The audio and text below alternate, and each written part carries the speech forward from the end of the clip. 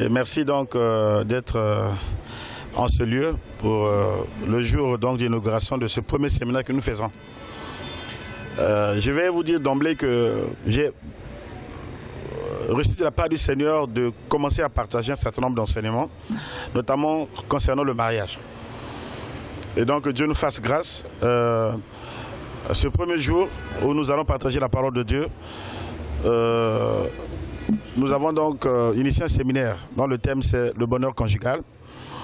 Et nous espérons que le Seigneur sera avec nous, que le Seigneur va nous soutenir, que le Seigneur va faire des grandes choses au milieu de nous. Le but, ce n'est pas simplement de partager la parole, mais c'est aussi guérir par la parole. Parce qu'il est écrit, il a envoyé sa parole et sa parole les guérit. Que le Seigneur nous aide donc. Nous allons baisser nos têtes, nous allons prier d'abord pour ce moment. Seigneur notre Dieu, je te bénis, je te suis infiniment reconnaissant ce soir pour ton amour, pour ta présence, pour tout ce que tu ne cesses de faire pour nous. Nous voulons te recommander ce moment. Nous prenons donc le temps de partager ce que tu nous as donné, ce que tu ne cesses de nous enseigner. Et en le faisant, nous avons cette assurance que tu vas te glorifier. Parce que ces moments de retrouvailles autour de ta parole, c'est des prétextes pour que tu puisses bénir, tu puisses guérir. Nous nous recommandons à toi, nous nous livrons à toi, corps, âme et esprit, afin que tu nous utilises et que à travers nous, tu puisses opérer de grandes choses dans les vies de tes enfants. Nous prions que nous soyons remplis de ton esprit. Unis-nous corps, âme et esprit à toi ainsi qu'à tout cet auditoire, afin que ce message produise un effet maximal dans nos cœurs. Merci d'enseigner chacun, de donner à chacun ce qu'il veut, ce dont il a besoin pour vivre une vie conjugale parfaite. Sois béni, sois exalté. Au nom de Jésus, nous allons prier. Amen. Amen. Amen. Donc, le bonheur conjugal, c'est un peu trop, c'est très grave comme thème, parler de bonheur conjugal. Pourquoi nous voulons en parler? Parce que il semble que beaucoup n'y croient plus. Vous savez, quand on se marie, on appelle ça, il y a des expressions qui sont consacrées au mariage. On dit, ah, tu t'es marié, tu as mis la corde au cou. Voilà les expressions qu'on utilise pour parler du mariage. Hein? Mais la corde au cou, ah bon, tu as mis la corde au cou, tu t'es fait avoir, on t'a eu. C'est comme ça qu'on l'en dit. Mais j'aimerais qu'on reparte au commencement. Lorsque le Seigneur a parlé de mariage, lorsque le Seigneur, dès le début, a uni deux hommes, deux personnes, Adam et Ève, quand Ève a été créée, le Seigneur a dit ceci, Dieu vit que cela était très bon. Cela était très bon. Au début, avant de créer la femme, il a dit qu'il n'est pas bon que l'homme soit seul. Donc pour lui, sans mariage, le Seigneur trouvait que le monde était imparfait. Si l'homme qu'il avait créé ne se mariait pas, pour Dieu, ce n'était pas bon. Donc, pour amener la perfection dans la création, il a fallu instituer le mariage.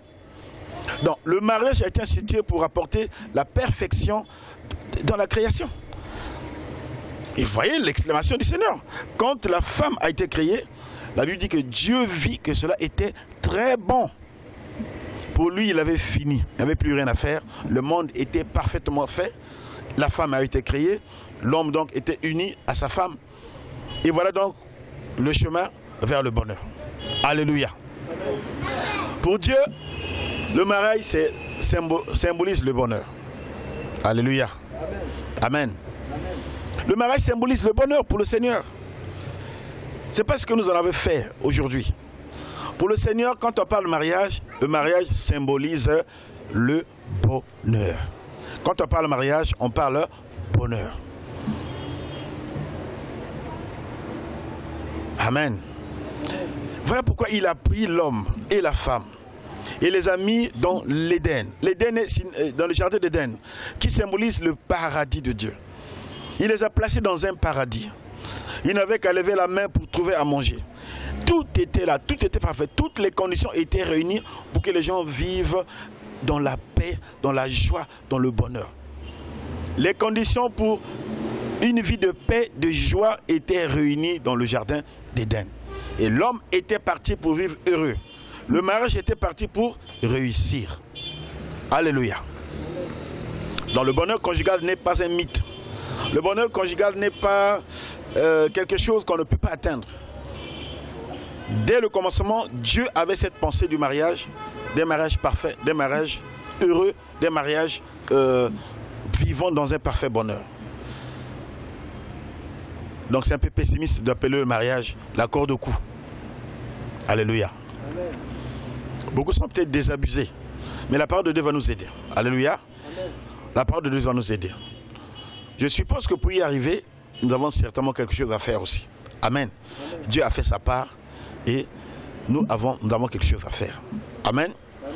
Alors aujourd'hui, pour introduire ce thème, le bonheur conjugal, j'aimerais donc qu'on reparte au commencement. Nous partons sur la base donc que Dieu a institué le mariage pour que l'homme et la femme vivent heureux. Alléluia. Amen. Après, il y a eu quelque chose qui s'est passé, il y a eu un drame. Pourquoi ce mariage n'est pas allé loin?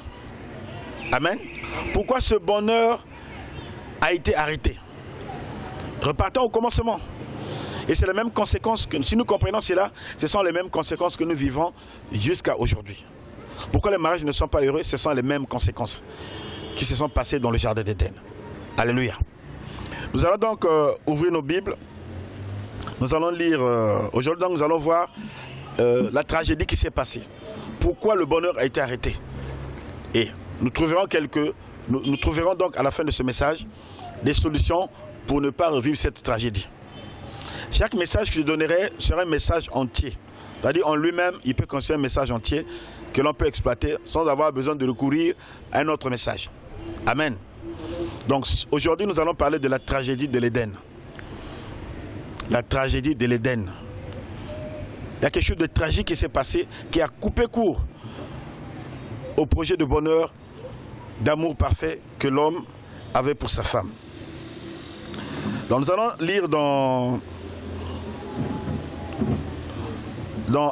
Genèse chapitre 3. Genèse chapitre 3. Nous lirons du verset 1 au verset 8. Je vais lire Genèse chapitre 3, du verset 1 au verset 8. Le serpent était le plus rusé de tous les animaux des champs, que l'Éternel Dieu avait fait. Il dit à la femme, Dieu a-t-il réellement dit, vous ne mangerez pas de tous les arbres du jardin? La femme répondit au serpent, nous mangeons du fruit des arbres du jardin. Mais quant au fruit de l'arbre qui est au milieu du jardin, Dieu a dit, vous n'en mangerez point, et vous n'y toucherez point, de peur que vous ne mouriez. Alors le serpent dit à la femme, vous ne mourrez point, mais Dieu sait que le jour où vous en mangerez, vos yeux s'ouvriront, et que vous serez comme des dieux, connaissant le bien et le mal. La femme vit que l'arbre était bon à manger et agréable à la vue, et qu'il était précieux pour ouvrir l'intelligence. Elle prit de son fruit et en mangea. Elle en donna aussi à son mari, qui était auprès d'elle, et il en mangea. Les yeux de l'un et de l'autre s'ouvrirent. Ils connurent qu'ils étaient nus, et ayant cousu des feuilles de figuier, ils s'en firent des ceintures. Alors ils entendirent la voix de l'Éternel Dieu, qui parcourait le jardin vers le soir. Et l'homme et sa femme se cachèrent loin de la face de l'Éternel Dieu, au milieu des arbres du jardin. Alléluia. Amen. Genèse chapitre 3, versets 1 à 8. Voilà donc la tragédie. L'homme et la femme placés dans le jardin d'Éden, dans le paradis. Toutes les conditions étaient réunies pour être heureux, pour vivre un mariage heureux. Mais qu'est-ce qui se passe? Nous avons oublié qu'entre-temps, le diable avait été précipité sur la terre. Alléluia. Donc lui aussi pouvait venir dans ce jardin. Il avait accès dans ce jardin. Nous allons refaire un peu l'histoire de qu'est-ce qui s'est passé. Qui est le diable? Qui est le diable et pourquoi il s'est retrouvé sur la terre? Alléluia. Amen. Pourquoi il s'est retrouvé sur la terre? La Bible nous apprend que le diable, c'est celui qu'on appelait avant, celui qui était devenu Satan, c'est-à-dire l'adversaire de Dieu, celui qui s'est rébellé contre Dieu. Mais avant, il s'appelait Lucifer, l'ange de lumière. C'était un ange de lumière. Il avait été créé pour célébrer Dieu, pour chanter le louange du Seigneur. Et la Bible dit qu'il était parfait en beauté. Il était parfait en beauté. Il a été placé dans les cieux pour glorifier le Seigneur. Et qu'est-ce qui s'est passé? Il s'est rebellé là. Il s'est rebellé. Il s'est rebellé. Et quand il s'est rebellé, qu'est-ce que le Seigneur a fait? Le Seigneur a ordonné qu'on le précipite sur la terre. La Bible dit qu'il a été enfermé sur la terre. La terre, pour le diable, c'est comme une prison. Parce qu'il a quitté les cieux, toute la gloire des cieux. Il a quitté toute la gloire des cieux. Il a quitté la présence de Dieu. Il a quitté ce lieu de bonheur, ce lieu où on pouvait être en communion avec Dieu. Ce lieu où on était dans la joie. Vous savez, le bonheur, c'est la communion avec Dieu. Alléluia. Dans la présence de Dieu, il y a l'amour, il y a la joie, il y a la paix. Loin de la présence de Dieu, il y a l'amertume, il y a la tristesse, il y a les ténèbres. Le diable a quitté cet environnement-là. Il a quitté cet environnement et il s'est retrouvé sur la terre. Pour lui, c'était une prison. Il est jusqu'aujourd'hui enfermé sur la terre. Il ne peut plus accéder aux cieux. Il ne peut plus aller au ciel. Entre-temps, Dieu suscite l'homme. Et Dieu se met en communion parfaite avec l'homme. Amen. Amen. La Bible dit que le Seigneur venait dans le jardin, il voyait l'homme, il causait avec l'homme, donc l'homme était en communion avec Dieu. Amen. Il était dans la joie, il était dans le bonheur. Il était dans le bonheur, c'était un monde parfait. La communion était là. Et ceci a rendu le diable jaloux. De ce que l'affection de Dieu était portée maintenant sur la créature que Dieu avait faite, l'homme et la femme. Ça a rendu le diable jaloux. Et qu'est-ce que le diable va faire? Il va tout faire pour détruire ce mariage. Il va tout faire pour détruire cette union de l'homme et la femme. Donc, l'ennemi du mariage numéro 1, c'est le diable, l'adversaire. Bien aimé, nous devons avoir ça à l'esprit. L'ennemi du mariage numéro 1, c'est le diable. On l'appelait diable parce qu'il est celui qui veut séparer de Dieu. Diable de dit. Celui qui sépare, dit, diviser, qui divise l'homme du Créateur, qui cherche à séparer l'homme de Dieu. Quand Dieu a constitué le mariage, il voulait que l'homme et la femme vivent heureux, dans une union heureuse. Le diable a tout fait pour casser cette union. Il a tout fait pour créer le désordre dans cette union. Et comment il a fait? Nous l'avons lu tout à l'heure. Le Seigneur avait donné des instructions à Adam. Il a dit, vous allez manger de tous les arbres qu'il y a dans ce jardin. Mais pour ce qui est de l'arbre de la connaissance du bien et du mal, vous n'en mangerez pas. Amen. Amen. Pendant que je méditais ça, c'est comme si cet arbre-là, quand tu manges cet arbre, c'est comme si tu t'identifiais à Satan. Alléluia. Tu t'identifies au diable. Donc le Seigneur voulait dire, vous n'allez pas vous identifier au diable. Vous n'allez pas l'écouter. Vous n'allez pas faire comme lui. Le jour où vous ferez comme lui, vous commencerez à mourir. Amen. N'imitez pas Satan. Ne faites pas ce que le diable a fait. Si vous le faites, vous mourrez. La mort, c'est l'absence de Dieu. Ça veut dire que je vais m'éloigner de vous. Et loin de Dieu, c'est la mort de notre esprit. Parce que notre esprit vit par Dieu. Notre esprit vient de Dieu. Et quand Dieu s'éloigne de notre esprit, nous sommes dans des ténèbres, enveloppés dans des ténèbres, et nous sommes soumis à des soucis, à de l'amertume, à de la tristesse, à beaucoup de choses qui vont nous faire souffrir. Voilà ce que Dieu a dit. Ne touchez pas à l'arbre de la connaissance du bien et du mal. Ne faites pas ce que Satan a fait. N'imitez pas le diable. Ne faites pas comme lui. Le diable le savait. La Bible dit que le diable sait qu'il est déjà condamné et il ne veut pas être condamné seul. Qu'est-ce qu'il fait? Il va entraîner l'homme dans sa chute. Alléluia. Il va chercher à entraîner l'homme dans sa chute. Alors il vient voir ce couple qui vivait heureux. Ce couple qui vivait heureux, il va tout faire pour détruire ce couple. Il va tout faire pour détruire ce couple. C'est très simple pour lui. Dès que ce couple commence à faire comme lui, il s'éloigne de Dieu et il est détruit. Alléluia. Amen. Amen. Ça veut dire quoi? Aucun mariage ne peut vivre heureux, ne peut être heureux en dehors de Dieu. En dehors des principes divins, en dehors des lois divines, en dehors de la capacité divine, en dehors de la puissance de Dieu, en dehors de toute l'organisation que Dieu a mise en place, en dehors du cadre que Dieu met en place pour un mariage heureux, aucun mariage ne peut être heureux. Aucun. Il ne faut jamais penser qu'on puisse être même un seul instant heureux loin de la présence de Dieu. Pour casser le couple d'Adam et Ève, pour casser leur relation, pour casser leur mariage, qu'est-ce qu'il fallait? Il fallait simplement les éloigner de Dieu. Après, ils ont commencé à ne pas être heureux. Le bonheur était parti dès qu'ils se sont éloignés de Dieu. Vous connaissez la suite? Toute cette malédiction s'est entraînée à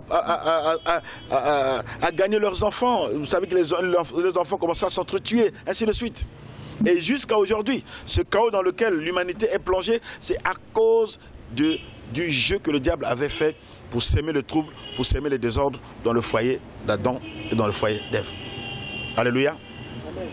Donc bien aimé, moi j'aimerais vous dire, j'aimerais qu'on comprenne une fois pour toutes que toutes les tragédies que l'on vit dans nos couples, toutes les tragédies que l'on vit dans nos foyers, toutes les peines, tous les problèmes que l'on vit dans nos foyers sont intimement liés aux activités démoniaques, aux activités sataniques.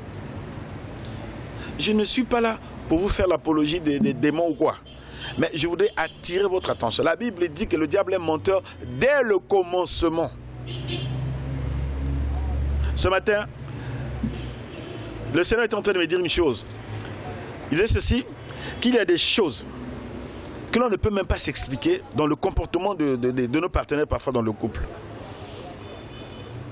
Ton partenaire peut avoir un comportement que lui-même ne comprend pas. Et que même toi aussi tu ne comprends pas. Je dis mais c'est pas possible. Mais comment il peut se comporter comme ça? Lui-même il ne sait pas pourquoi il se comporte comme ça. Et toi non plus tu ne sais pourquoi il se comporte comme ça. Quand vous voyez ça, bien aimé, soyez sûr que le diable n'est pas loin.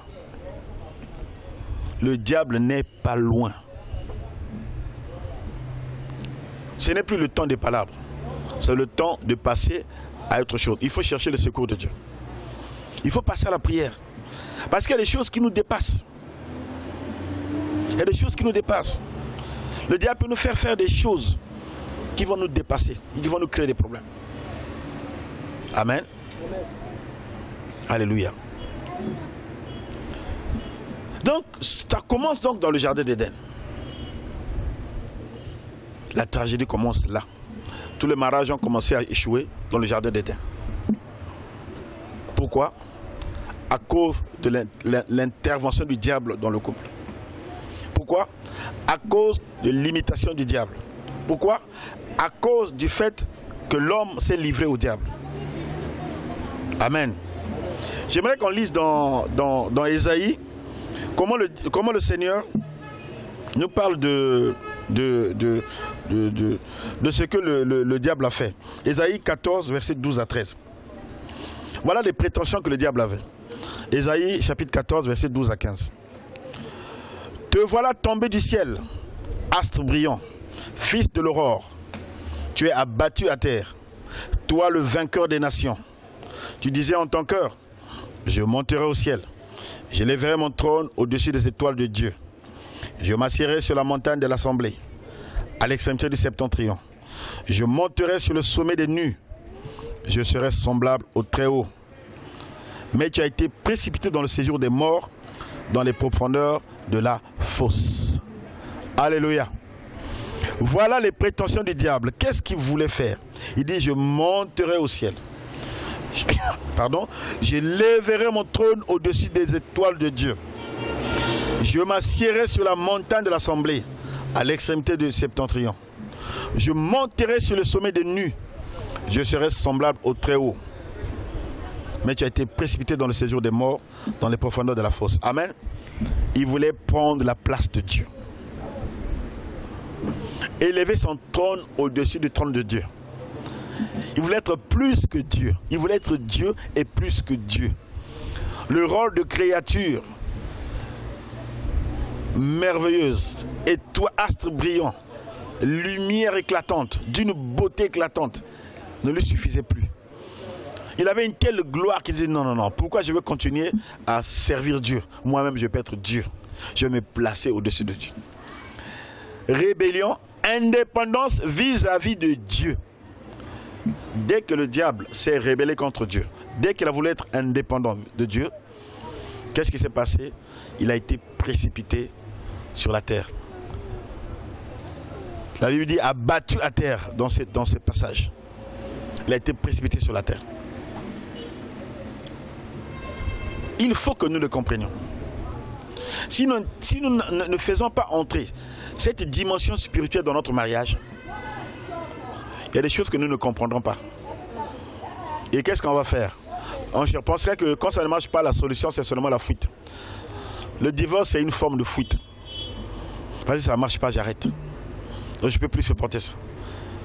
Et c'est très facile, le bouc émissaire c'est ton partenaire. Lui qui n'a pas fait ceci, lui qui n'a pas fait cela, lui qui a, lui, il devait faire ceci, mais il n'a pas fait. Il devait faire ceci, mais il n'a pas fait.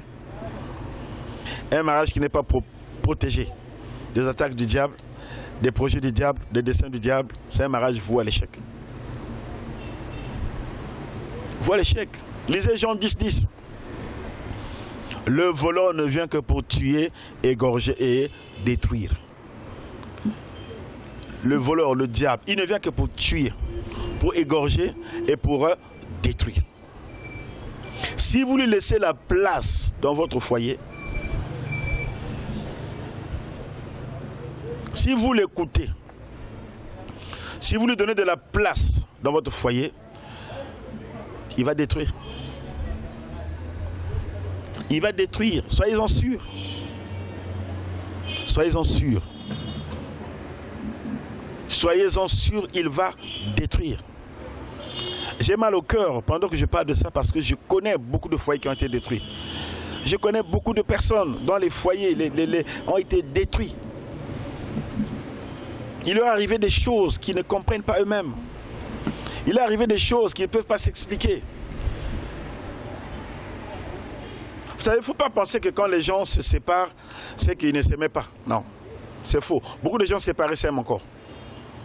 Parce que quand même pour arriver jusqu'au mariage, pour aller épouser une personne, c'est que tu l'as aimé. Pour accepter d'épouser quelqu'un, c'est que tu l'as aimé. Le mariage, c'est une grande tragédie. Une grande tragédie. Il y a de la peine de parler de ça.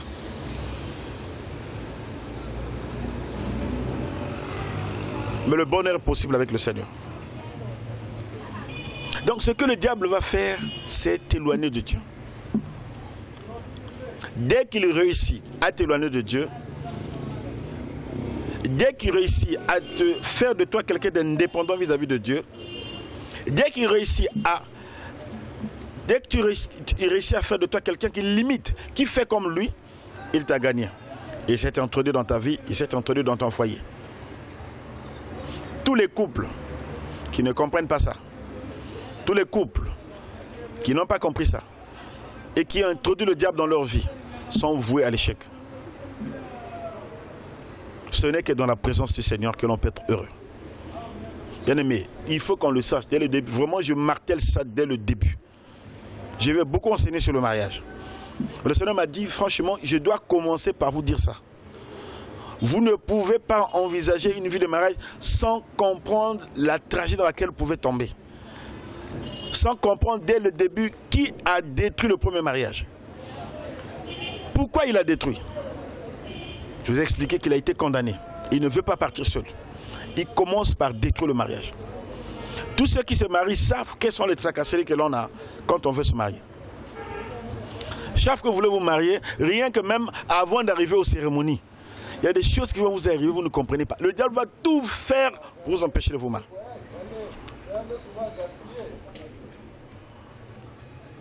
Il va chercher à tout faire pour vous empêcher de vous marier. Alléluia. Et même quand vous êtes marié, il ne vous laisse pas tranquille. Il y a des choses qui vont vous arriver, si bien que parfois vous dites que la seule solution c'est la fuite. Hein? Ces gens, laisse tomber. Et pire encore, on peut tomber encore dans la fidélité. On entre encore dans le camp du diable. Si tu tombes dans l'infidélité, si tu trouves des solutions parallèles, tu entres dans une infidélité plus grave encore. Dans un esclavage plus grave. Et ton mariage se détruit. Plus tu avances loin de Dieu, plus ton mariage se détruit. Du jour au jour.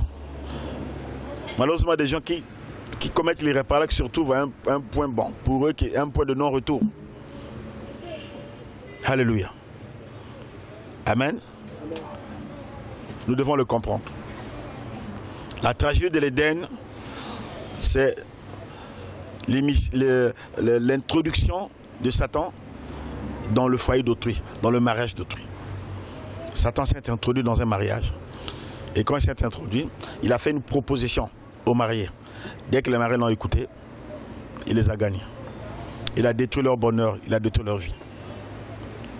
Vous savez, ce n'est pas parce que vous restez ensemble que vous êtes heureux. Il y a des gens qui restent ensemble mais ils ne sont plus heureux. Pourquoi? Parce que le diable est dedans. Vous êtes ensemble mais vous n'êtes pas heureux. Parce que le diable s'est introduit. Alléluia. Amen. Voilà pourquoi, pour terminer cette première partie, nous allons examiner la solution que Dieu a donnée pour que les gens essaient de vivre heureux. Amen. Tout ce que Dieu, vous savez, tout ce que Dieu donne est lié toujours à cette tragédie-là. Tout ce qui s'est passé, toute la Bible commence par la tragédie dans les cieux. Le diable qui a troublé le sabbat de Dieu dans les cieux. Le diable qui a créé le désordre dans les cieux. Ensuite, qui a amené ce désordre sur la terre en trompant l'homme et la femme. Et c'est-à-dire que tous les serviteurs de Dieu qui sont passés, Dieu essayait progressivement à remédier à cela, à casser cette tragédie-là. Il a essayé avec Moïse, il a commencé, je ne dis pas essayer, il a commencé. Et finalement, il a réussi à tout arranger avec Jésus-Christ. Sur la croix, tout a été mis dans l'ordre. Le désordre a été arrêté, tout a été mis dans l'ordre. Mais voyez la solution de Dieu au temps de Moïse. Amen. Lisons dans Exode 20. Pour casser cette tragédie-là. Pour que cette tragédie n'arrive pas dans ton foyer. Pour que tu ne tombes pas dans les pièges du diable. Pour que ton mariage ne soit pas détruit par l'introduction du diable dans ton mariage. Voilà ce que Dieu dit. Exode 20. Qu'est-ce que Dieu dit? Qu'est-ce que le Seigneur enseigne aux enfants d'Israël? Il leur dit, la Bible dit, alors Dieu, Exode chapitre 20, à partir du verset 1. Alors Dieu prononça toutes ces paroles en disant, je suis l'Éternel ton Dieu, qui t'ai fait sortir du pays d'Égypte, de la maison de servitude. Exode 20 donc de 1 à 11. Tu n'auras pas d'autre Dieu devant ma face, tu ne te feras point d'image taillée, ni de représentation quelconque des choses qui sont en haut dans les cieux, qui sont en bas sur la terre, et qui sont dans les eaux plus bas que la terre. Tu ne te prosterneras point devant elles, et tu ne les serviras point. Car moi, l'Éternel, ton Dieu, je suis un Dieu jaloux, qui punit l'iniquité des pères sur les enfants jusqu'à la 3e et la 4e génération. De ceux qui me haïssent et qui fait miséricorde, jusqu'en 1000 générations à ceux qui m'aiment et qui gardent mes commandements. Tu ne prendras point le nom de l'Éternel, ton Dieu, en vain, car l'Éternel ne laissera point puni celui qui prononce son nom en vain. Souviens-toi du jour du repos pour le sanctifier. Tu travailleras 10 jours et tu feras tout ton ouvrage. Mais le 7e jour est le jour du repos de l'Éternel, ton Dieu. Tu ne feras aucun ouvrage, ni toi, ni ton fils, ni ta fille, ni ton servant, ni ton serviteur, ni ta servante, ni ton bétail, ni l'étranger qui est dans tes portes. Car en 6 jours, l'Éternel a fait les cieux, la terre et la mer, et tout ce qui est en contenu. Et il s'est reposé le 7e jour. C'est pourquoi l'Éternel a béni le jour du repos et l'a sanctifié. Amen. Nous sommes en train de voir les 10 commandements de Dieu. Et jusqu'au verset 11, c'est la première partie de ces 10 commandements qui concerne la relation de l'homme avec Dieu. La suite concerne la relation des hommes entre eux. Quand on dit tu ne tueras point, tu ne commettras pas l'adultère, ça c'est la relation de l'homme avec l'homme. Amen. Mais les 4 premiers commandements concernent la relation de l'homme avec Dieu. Et c'est lié, c'est intimement lié à ce que le diable avait fait dans les cieux et à ce que le diable avait fait sur la terre. Amen. Les 4 premiers commandements, c'est quoi? Le premier, Dieu dit, tu n'auras pas d'autre Dieu devant ma face. On revient à l'interdiction du jardin d'Éden. Amen. La connaissance l'arbre de la connaissance du bien et du mal. On revient là-dessus, c'est le même problème. Celui qui voulait être au-dessus de Dieu, mettre Dieu à côté et avoir d'autres dieux. Et se faire Dieu. Le Seigneur dit, tu n'auras pas d'autre Dieu devant ma face. Il voulait dire, n'écoute pas Satan. Si tu écoutes Satan, tu entraînes la tragédie dans ton foyer. Tu entraînes la tragédie dans ta vie. Alléluia. Amen. Et c'est valable pour les couples. C'est valable pour un foyer. C'est valable pour une famille. Bien, mais si vous voulez être heureux dans votre foyer, n'invitez pas le diable chez vous. Premier commandement. Tu n'auras pas d'autre Dieu devant ma face. N'invite pas le diable dans ton foyer. Bien aimé, si tu invites le diable dans ton foyer, ce foyer est parti pour être malheureux, pour être dans le trouble. Rappelons-nous Jean 10, 10. Le volant ne vient que pour tuer, égorger et détruire. Toute activité spirituelle, en dehors de la volonté de Dieu, en dehors de l'esprit de Dieu, c'est de la sorcellerie. C'est une invitation à d'autres dieux dans sa vie. Si dans votre relation, vous fondez votre relation sur la base de l'adoration d'autres dieux, en dehors de la parole de Dieu, en dehors du Saint-Esprit de Dieu, vous voulez aller vers d'autres esprits, vous vouez à l'échec votre foyer. Si vous êtes parti sceller votre mariage devant, c'est pas des totems, devant des sorciers, devant je ne sais pas quoi, vous avez fait des pactes, votre mariage, c'est voué à l'échec. Jean 10, 10, le voleur ne vient que pour tuer, égorger et détruire. Mais moi, l'Éternel, je suis venu afin que les brebis aient la vie et qu'elles soient dans l'abondance. Alléluia. Amen. N'invitez pas le diable dans votre foyer. N'invitez pas le diable dans votre relation. Ne faites pas des pactes au nom de quelque Dieu que ce soit. Ne confiez pas votre relation à des esprits. Ne cherchez pas la protection d'autres esprits en dehors de la protection de Dieu, de l'Éternel. N'allez pas chez les féticheurs. N'allez pas chez les marabouts. Si tu entres dans un foyer par les fétiches, tu es voué, tu ne seras pas heureux. Tu crois avoir emprisonné quelqu'un, mais tu ne l'as pas emprisonné. C'est ton propre bonheur que tu es en train de détruire. La Bible dit qu'il n'y a point de paix pour les méchants. Tu entres dans un foyer en envoûtant l'autre. Tu ne seras jamais heureux. Parce que tu utilises les principes du diable. Parce que tu as confié ta vie au diable. Et c'est le fondement d'un mariage triste. Envoûter l'autre. Bloquer l'autre. Dès que les fétiches sont entrés dans un foyer, ce foyer ne sera jamais heureux. Dès que les fétiches entrent dans un couple, il n'y aura pas de paix. Il n'y aura pas de paix. Il n'y aura pas de bonheur. Le bonheur est synonyme de paix. Il n'y aura pas de paix. Dès que les fétiches sont dedans, il n'y aura pas de paix. Pas de paix. Parce que les fétiches sont toujours liés à des esprits démoniaques. Ces esprits démoniaques ne viennent que pour tuer, égorger, détruire. Ils vont vous tuer, ils vont vous égorger, ils vont vous détruire. Tous vos espoirs de paix, de bonheur seront anéantis à cause de ces fétiches. À cause du fait que vous êtes livrés à Satan. Alléluia. Le deuxième commandement qui dit, tu ne te feras pas d'image taillée. C'est lié au premier. Parce que les images taillées, les statuettes et tous les symboles, les idoles que l'on s'est fait représentent d'autres dieux. Le Seigneur est en train de dire expressément, dans une relation, il ne faut pas qu'il y ait des signes visibles de l'appartenance à d'autres dieux dans votre relation. Amen. Tu as des bagues, vous êtes partagé des bagues bénies ou je ne sais pas comment, sataniques. Voilà pourquoi nous consacrons nos bagues à Dieu. Des talismans, des cadeaux, on est parti voir un féticheur, après on s'est partagé le féticheur a béni, c'est pas quelque chose, et puis il nous a donné comme signe de notre amour. Des pactes de sang, des pactes de ceci, les scarifications et tout ça, les incisions que l'on se fait. Il ne faut pas qu'il y ait des signes visibles, il ne faut pas qu'il y ait des symboles, des statuettes, des idoles dans votre vie, dans votre foyer. Si vous avez introduit ça dans votre maison, si vous avez introduit ça dans votre vie, vous avez introduit d'autres dieux dans votre vie et vous aurez sûrement des problèmes. Amen. vous aurez sûrement d'autres problèmes. C'est tout ça. Dans les 10 commandements, Dieu est en train de nous avertir. Attention. Ce qui s'est passé en Éden, vous, enfants d'Israël, ne faites pas la même chose. Attention. Attention. Vos parents, Adam et Ève, là-bas, voilà ce qu'ils ont fait, ça leur crée des problèmes. Mais vous faites attention. Ne vous livrez pas au diable, ne vous livrez pas à Satan. Ne l'introduisez pas dans vos vies.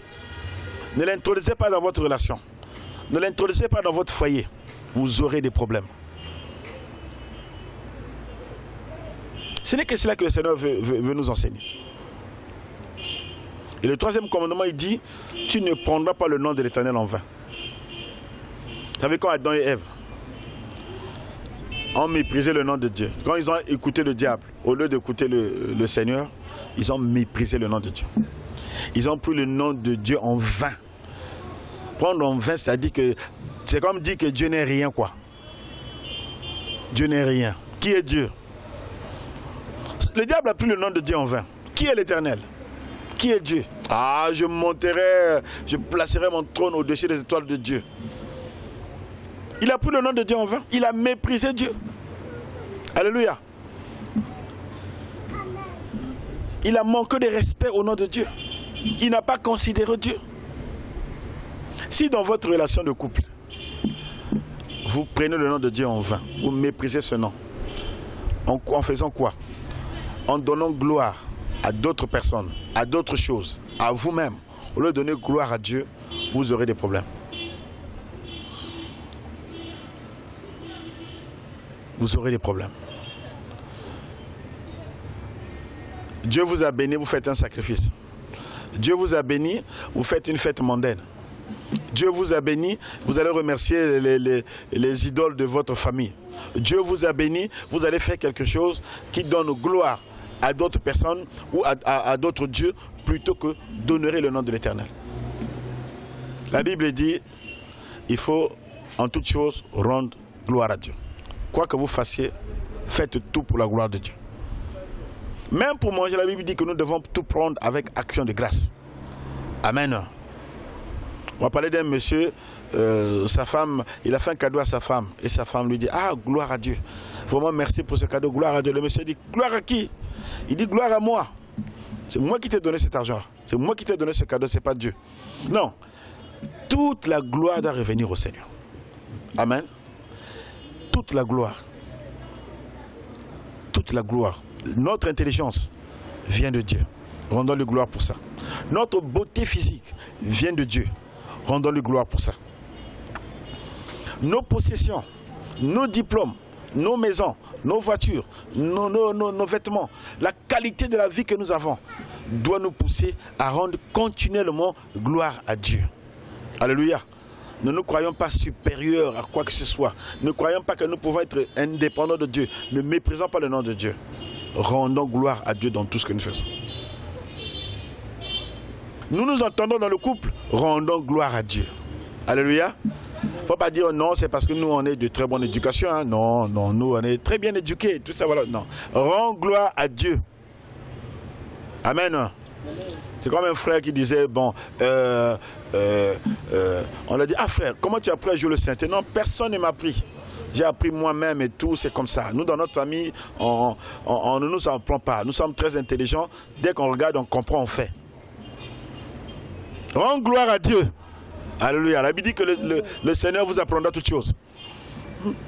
Quand l'Esprit de vérité viendra, il vous enseignera toutes choses. C'est pas ça. C'est l'Esprit de Dieu qui t'a enseigné à faire ça. Oh, c'est moi-même. Non. Rends gloire à Dieu. Amen. Tu es belle, ma soeur. Merci. Gloire au Seigneur. C'est le don de Dieu. Tu pouvais être moche. Amen. Mais Dieu t'a fait belle. Dieu t'a fait beau. Tu pouvais être pauvre. Dieu t'a fait riche. Alléluia. Tu peux être infirme. Mais Dieu t'a fait parfait, fort et tout. Rends gloire à Dieu pour ça. Alléluia. De plus en plus, les gens sont orgueilleux. Quand vous faites ça, vous êtes en train de faire le jeu du diable. Le manque d'humilité donne gloire à Satan. Et fait que le nom de Dieu est méprisé, au lieu que le nom de Dieu soit élevé. Soyez reconnaissants envers Dieu dans tout ce que vous faites, dans votre relation de couple. Soyez reconnaissants avec Dieu, envers Dieu. Soyez reconnaissant. Rendez Dieu responsable de tout ce qui vous arrive. Tout ce qui vous arrive de bien, c'est Dieu qui le fait. Vivez une vie comme ça. Dépendant de Dieu. N'imitez pas le diable. Alléluia. Ne faites pas comme le diable. Lui qui s'est rébellé. Dieu lui a tout donné. Dieu lui avait tout donné. Astre brillant. Ange de lumière. Il était parmi, il était beau. Il y a d'autres versets, je n'ai pas lu ça dans Ézéchiel. On a dit que vraiment il était la plus belle des créatures de Dieu. Et il chantait à la perfection. Il mettait le sceau à la perfection. Mais il a vu toute cette beauté-là, il a dit, oh, c'est qui Dieu? Dieu c'est qui? Comme toi tu peux dire, je suis belle, c'est qui Dieu? Je suis belle. De toute façon, avec ma beauté, je peux avoir n'importe quel homme que je veux. Je vais réussir ma vie parce que je suis belle. Je suis riche. Avec mon argent, je peux faire tout ce que je veux. Tu n'as même pas besoin de Dieu. Donc le nom de Dieu, c'est 20 pour toi, quoi. Bien aimé, si vous commencez dans votre vie de couple à vous confier dans vos richesses, vous confiez à vos capacités physiques, intellectuelles, c'est pas moi, financières et tout ça, vous commencez à vous compter, vous êtes en train de partir vers la catastrophe. Vous prenez le nom de Dieu en vain. Vous dites que Dieu n'a rien fait dans votre vie. Comme un frère qui disait non, vous savez, moi avant de venir dans le Seigneur, j'étais déjà béni. Hein. Blasphème. Si Dieu ne l'avait pas gardé jusqu'à cet âge-là, comment il allait faire? Vous savez combien de gens nous matraquent chaque jour, chaque nuit, chaque journée? Nous matraquent, cherchent à nous tuer. Et vous savez qu'est-ce que Dieu fait pour nous protéger, pour nous garder?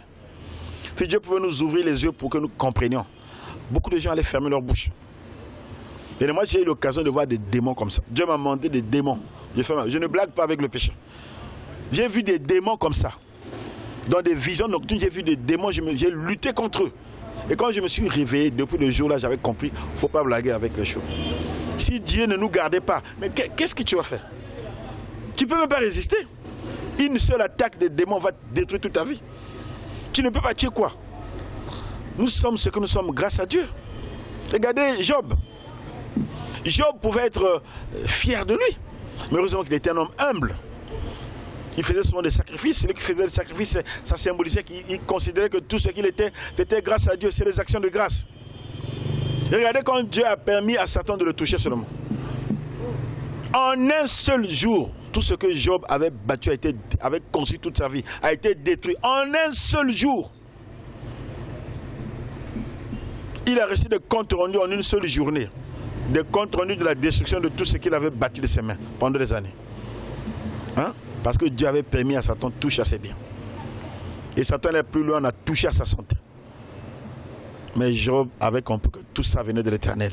Il a rendu grâce à Dieu en toutes choses. Ne pas être reconnaissant vis-à-vis de Dieu dans votre relation de couple, c'est... Et vous savez, quand la richesse matérielle arrive, financière, on peut s'éloigner de Dieu. Hein? On ne compte plus sur Dieu. On couvre la richesse. On a une belle maison. On a des beaux enfants. On a un bon salaire. Hein? On a une carte de crédit Gold. Il y a toujours de l'argent dans le compte. On peut aller à une découverte jusqu'à je ne sais pas combien d'argent tu peux prendre. Tu es capable de rembourser. Tu n'as pas de soucis financiers. Tout va bien.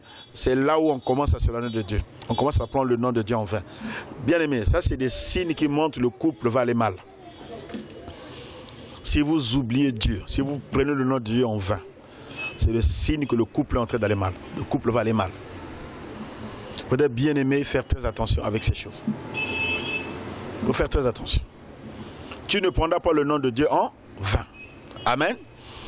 Maintenant, le dernier commandement parmi les 4 premiers commandements qui concernent la relation de l'homme avec Dieu, dans la loi de Moïse, donc, dans Exode 20. Le 4e commandement, c'est que il est écrit que il devait y avoir un jour consacré à Dieu, jour de repos pour la prière. Alléluia. Amen. Qu'est-ce que ça a à voir avec la relation du couple? Qu'est-ce que ça a à voir avec la relation du couple? C'est pas si Dieu voulait rattraper le fait peut-être que dans le jardin d'Éden, l'homme n'avait pas... Dieu voulait peut-être que l'homme prenne le temps, hein, prenne le temps de se consacrer à lui quand même. Au milieu de tout le travail qu'il lui avait confié, il faut qu'il s'arrête un moment, qu'il se consacre à lui. Amen. C'est pour dire ceci. l'importance de la vie de prière. L'importance de la vie de prière du couple. Si le couple ne prend pas le temps de repartir vers Dieu de temps en temps, et je dis de façon régulière, bien aimé, le diable va venir. Il va venir occuper les pensées. Il va venir occuper vos vies. Il va venir occuper votre temps. Et vous n'aurez plus de temps pour Dieu. Si vous ne venez pas de temps en temps auprès de Dieu pour vous réparer, pour vous restaurer, dans un moment d'adoration, où vous savez, l'adoration c'est une restauration, c'est comme une remise à niveau, c'est comme une réinitialisation d'un système informatique. Le système avait bugué, a des bugs, on réinitialise tout pour revenir comme dans la condition de départ. Notre esprit revient à l'image de Dieu. Tous les bugs ont été ôtés après l'adoration et on revient comme purifié, sanctifié, ça redémarre. Alléluia. C'est très important. Vous êtes là avec vos bugs, vous avancez avec vos bugs, vous avancez pendant des mois entiers. Aucune vie de prière, aucune relation de couple avec Dieu, aucune vie, pas de prière. Vous avez tellement de bugs, mais dysfonctionnement. Les bugs apportent le dysfonctionnement dans le circuit. Si vous ne venez pas souvent vers Dieu pour réparer votre relation, bien aimé, ça sera difficile. Voilà pourquoi moi je conseille souvent d'instituer des cultes matinaux. Ou des cultes, pourquoi pas, bon, peut-être pas matinal. J'ai vu des couples qui font ça le soir. Des moments de prière communs dans le couple. Des moments où vous allez ensemble auprès de Dieu. Des moments où vous priez ensemble. Des moments où vous consacrez votre vie à Dieu. Des moments où tous vos problèmes, vous revenez vers Dieu. Amen. Et Dieu va réinitialiser votre système. Tout ce qui était mort, il va redonner de la vie. Ainsi de suite. Dieu avait dit un jour de repos dans la semaine. Pourquoi pas le faire pour le couple? Prendre un jour dans la semaine où on arrête tout. On regarde à Dieu. Même quand tout va bien. Parce que souvent les gens pensent que quand tout va bien, on n'a pas besoin de Dieu. La Bible dit que quand les hommes diront paix et sûreté, une ruine soudaine surviendra. Quand on dit oh, paix et sûreté, souvent quand ça va bien, pendant les moments de fête, où on se réjouit, on fait la joie que la mort arrive. C'est pendant les moments de fête que les tragédies arrivent. Donc, un jour de repos que Dieu avait institué, ça symbolise la vie de prière du couple. Un couple qui ne prie pas, c'est une vraie passoire. Un couple qui ne prie pas est exposé à toutes les attaques du diable. Il faut confier votre... Vous ne pouvez pas vous diriger vous seul, vous-même. Vous ne pourrez pas. Bien aimé, tu ne peux pas... C'est-à-dire que tu ne peux pas conduire ton couple tout seul. J'ai dit au début, le Seigneur m'a dit ça ce matin. Il y a des choses, parfois dans le comportement de l'autre, qui nous dépassent. Qui dépasse même la personne elle-même qui fait un tel comportement. Quand vous arrivez à ça, vous allez peut-être conclure, dire, ah non, si je savais, je n'allais pas t'épouser. Mais quelle est cette personne-là? Mais quelle est cette façon? Mais quel est ce comportement-là? Non. Quand vous voyez ça, sachez que la marque du diable est là. Alléluia. La marque du diable est là. Parfois, ce n'est pas la faute de la personne. C'est des choses qui reviennent parfois de très loin. Il y a des liens de famille, il y a tout ce qu'on a fait. Vous savez tout ce qu'on nous a fait quand on était bébé? Il y a des enfants qui ont été consacrés à des esprits. Vous pensez que quand la personne grandit, ces esprits sont morts? Ces esprits sont toujours là. Et vont vous créer des problèmes dans les foyers. Il faut confier tout ça à Dieu. Il faut laisser le Seigneur intervenir, agir. Il y a des gens qui ne changeront qu'après beaucoup d'actions. Et c'est comme, chaque fois que vous allez dans l'adoration, Dieu va injecter, c'est comme un antivirus que vous lancez dans le système. Chaque fois que vous priez, vous lancez un antivirus.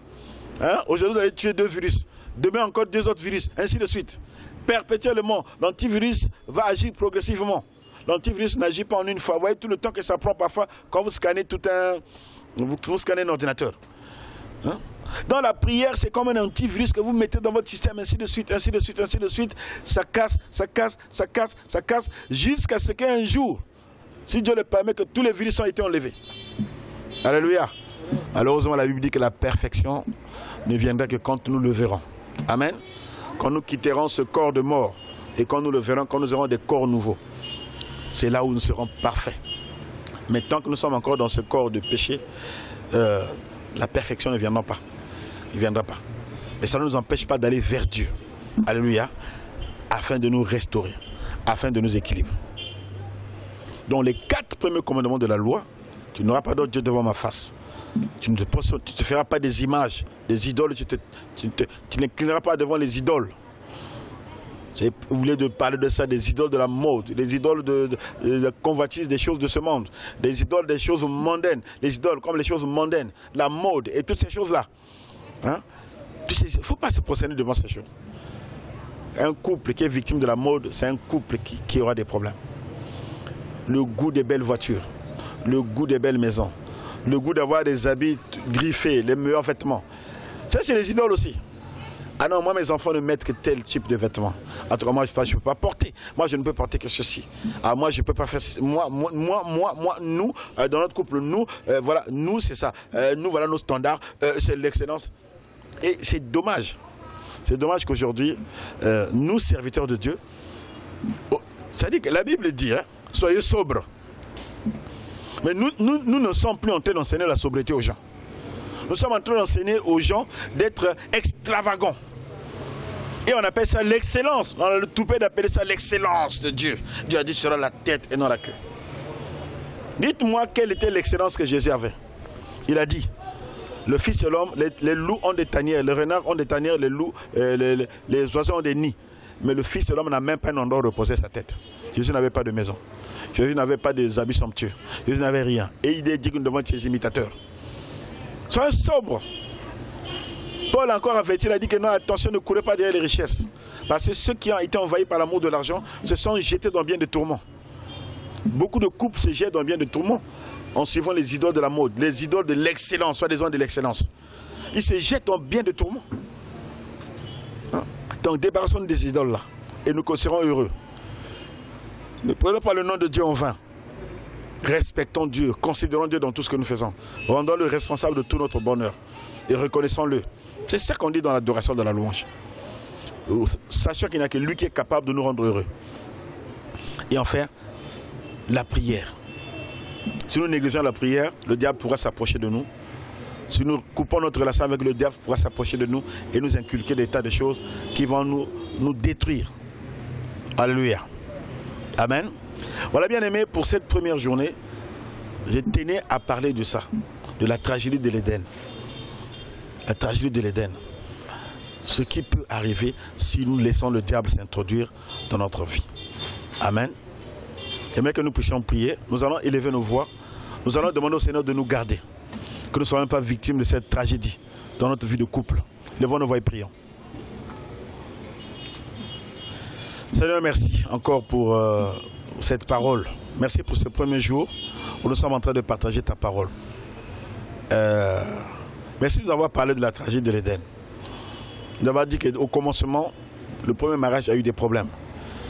Et pourquoi il a eu des problèmes? Parce que le malin avait été précipité ici sur la terre. Et il est encore là, nous le savons. Ça veut dire que le diable rôde comme un lion rugissant, cherchant qui dévorait. Et il s'attaque particulièrement au couple. Lui qui a détruit le premier couple. Lui qui a cassé le bonheur du premier couple. Nous nous donnons entièrement à toi. Nous prions pour tous les couples qui sont à la présence, Seigneur. Nous prions que tu les gardes, que tu les protèges. Et que tu ne permettes pas que le couple soit détruit. Nous voulons nous lever contre l'esprit de divorce. Dans le nom de Jésus-Christ. Toi, le réparateur des brèches, viens dans le couple. Nous voulons placer tous ces couples sous la protection, ta propre protection. Quand tu nous as appris à prier, tu as dit, Seigneur, dites, hein, ne nous induis pas en tentation. Ne permets pas que nous tombions en tentation. Mais délivre-nous du tentateur, délivre-nous du malin. Car c'est à toi qu'appartient le règne, la puissance et la gloire. Dans le nom de Jésus, nous avons ainsi prié. Amen. Amen. Voilà, que le Seigneur vous bénisse. Merci.